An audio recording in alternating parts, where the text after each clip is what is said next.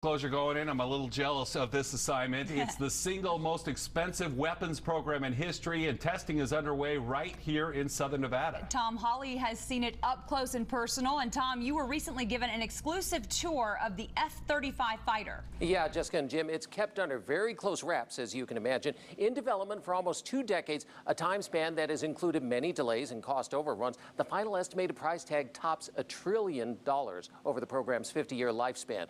The United States Department of Defense is betting that this aircraft is the future of military aviation. Only 5 sites in the nation are being used for the secretive evaluation, and Nellis Air Force Base is a natural choice.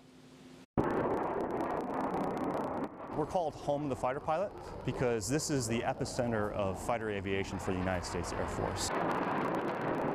So we're looking at the future of air power here. Lieutenant Colonel Benjamin Bishop commands the F-35 program at Nellis and likens what they are doing to preparing a football team for the big game. So what we do here is we write that playbook for this aircraft so that when our airmen go into harm's way or whenever that were to happen, they have a good playbook that they can use. And we develop those tactics here at Nellis Air Force Base. This plugs into the aircraft right on the left-hand side.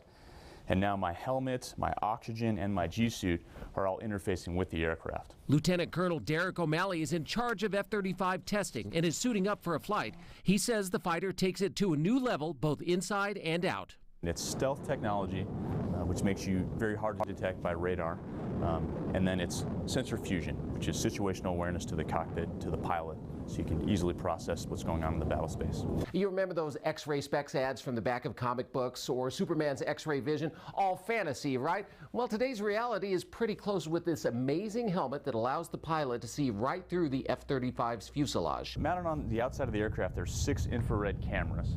And what they do, they fuse a picture together that's projected through these 2 oculars. So instead of me looking at different sensors and putting everything together in my head, the aircraft is putting that picture in front of me, and I can make the higher level strategic decision on how to employ the aircraft. It also has a more aerodynamic frame, not bristling with external guns typical of fighters. As you can see, there's no weapons mounted on the outside of the airplane, so everything is carried internally in the weapons bay, and that makes it sleeker and also makes it more stealthy, if you will. When weapons are deployed, like almost everything else, they're computer controlled. Electrical optical targeting system, so the targeting pod that allows us to detect targets on the ground and in the air, and also has a laser designator so we can guide laser-guided bombs.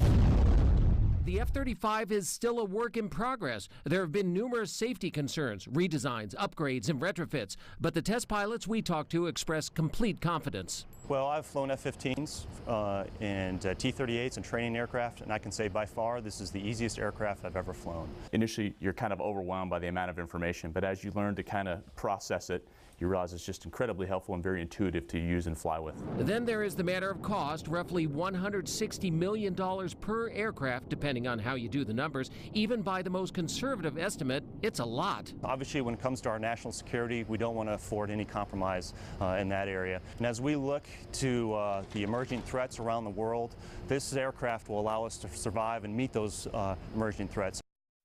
Long-term plans are to produce almost 2,500 F-35s in 3 models for the Air Force, Marines, Navy, and our allies. The first combat-ready plane is planned for service next year. And for the foreseeable future, the F-35 will become an increasingly familiar sight in the skies over Southern Nevada. Jessica. Okay.